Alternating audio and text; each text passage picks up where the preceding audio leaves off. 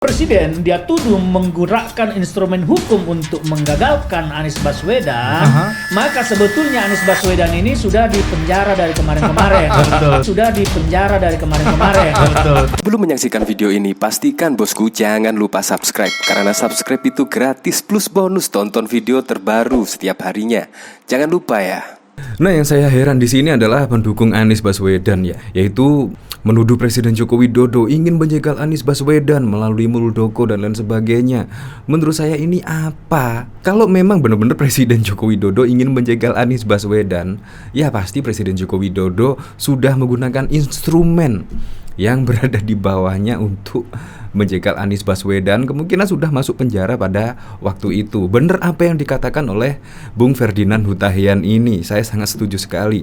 Kalau memang Presiden Joko Widodo ingin menjegal Anies Baswedan menjadi presiden, pasti Anies Baswedan sudah dipenjara. Seperti ini video dari Ferdinand. Presiden dia tuduh menggunakan instrumen hukum untuk menggagalkan Anies Baswedan, maka sebetulnya Anies Baswedan ini sudah dipenjara dari kemarin-kemarin. Jangan lupa bahwa KPK sekarang menangani kasus-kasus yang diduga melibatkan Anies Baswedan itu tidak berada di bawah presiden. KPK itu lembaga super body yang independen, bahkan dia berhak menangkap presiden. Bayangkan, beda kan kalau pada zaman dulu, ya contohnya Anas Urbaningrum kemarin aja. Itu juga ada ya tekanan politik atau tekanan penguasa lah. Tetapi di sini Presiden Joko Widodo tidak pernah mengintervensi, bahkan KPK pun, bahkan yang melibatkan Anies Baswedan juga tidak pernah mengintervensi hukum. Itulah kerennya dari Presiden Joko Widodo.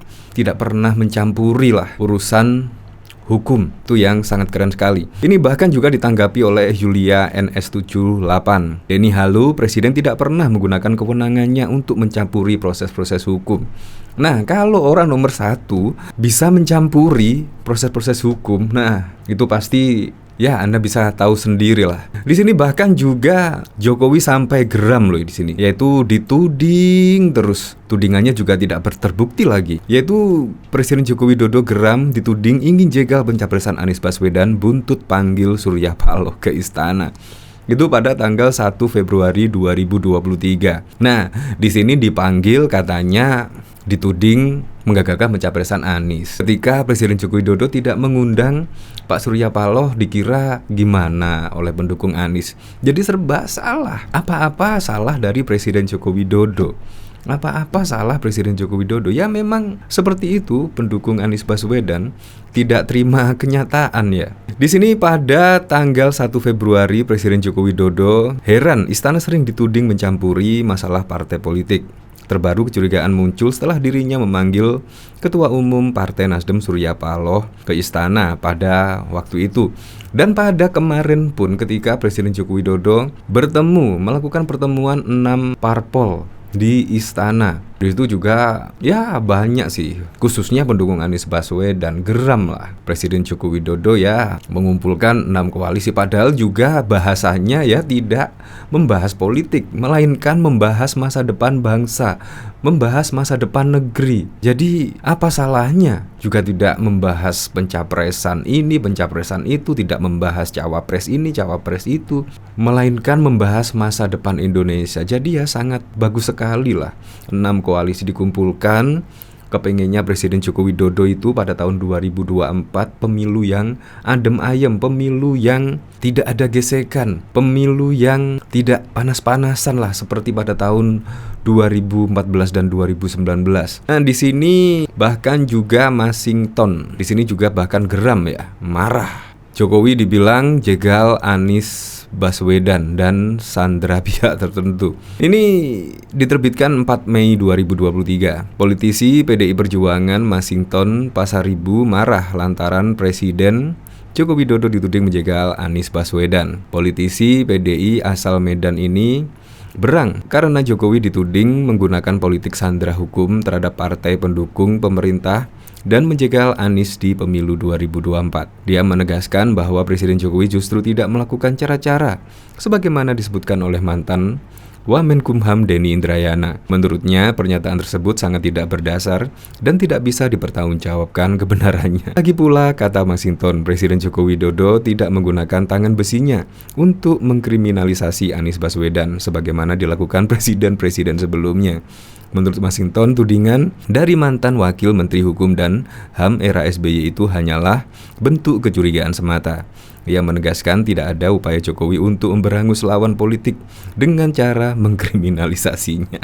Ya kalau menurut saya malah yaitu pendukung sebelah ya yang semakin panik melihat manuver dari Presiden Joko Widodo. Selalu diamati terus.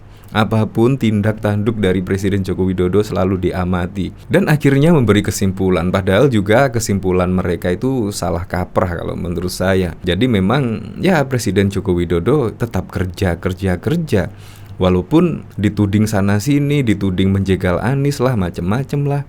Tapi Presiden Joko Widodo sampai saat ini juga masih belusukan, masih kunjungan kerja, bahkan semakin semangat di hari-hari menjelang pemilu 2024 atau menjelang lengser lah. Presiden Joko Widodo kan kurang lebih tinggal 1,5 tahun lah. Tapi Presiden Joko Widodo sampai saat ini malah semangat mengunjungi masyarakat, menyapa warganya di pelosok negeri. Itu yang keren dari Presiden Joko Widodo. Jadi tuduhan yaitu Presiden Joko Widodo ingin menjegal Anies Baswedan sungguh salah besar ya. Apalagi di berbagai lembaga survei juga Anies Baswedan semakin merosot saja kian hari ke hari. Karena apa yang dijual Anies Baswedan tidak ada, melainkan hanya ya seperti ini, yaitu menuduh Presiden Joko Widodo yang tidak-tidak kalau menurut saya. Untuk lengkapnya simak berita berikut ini, Good News Indonesia. Politisi BDI Perjuangan Masinton Pasaribu marah lantaran Presiden Joko Widodo dituding menjegal Anies Baswedan dan menyandera pihak tertentu. Politisi BDI asal Medan ini berang karena Jokowi dituding menggunakan politik sandera hukum terhadap partai pendukung pemerintah dan untuk menjegal Anies di pemilu 2024. Dia menegaskan bahwa Presiden Jokowi justru tidak melakukan cara-cara sebagaimana disebutkan oleh mantan Wamenkumham Denny Indrayana. Menurutnya, pernyataan tersebut sangat tidak berdasar dan tidak bisa dipertanggungjawabkan kebenarannya. Lagi pula, kata Masinton, Presiden Jokowi tidak menggunakan tangan besinya untuk mengkriminalisasi Anies Baswedan sebagaimana dilakukan presiden-presiden sebelumnya. Menurut Masinton, tudingan dari mantan Wakil Menteri Hukum dan HAM era SBY itu hanyalah bentuk kecurigaan semata. Ia menegaskan tidak ada upaya Jokowi untuk memberangus lawan politik dengan cara mengkriminalisasi. Ini bukan sekedar bantah-membantah apa yang disampaikan Prof. Denny Indrayana. Klaim berdasarkan info yang bisa divalidasi. Saya juga sampaikan bukan untuk bantah, katanya. Kata Masinton, kalau Presiden Jokowi ingin gunakan instrumen hukum untuk lawan kompetitor, bisa jadi Anies Baswedan akan dianaskan. Ini kan enggak. Kalau mau dia lakukan, tapi kan konyol kalau dilakukan.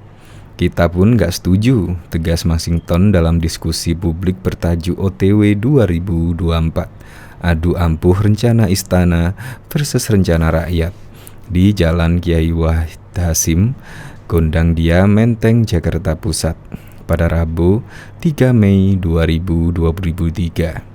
Seperti diketahui, kasus yang menjerat mantan Ketua Umum Partai Demokrat Anas Urbaningrum yang berasa dikriminalisasi oleh penguasa kala itu.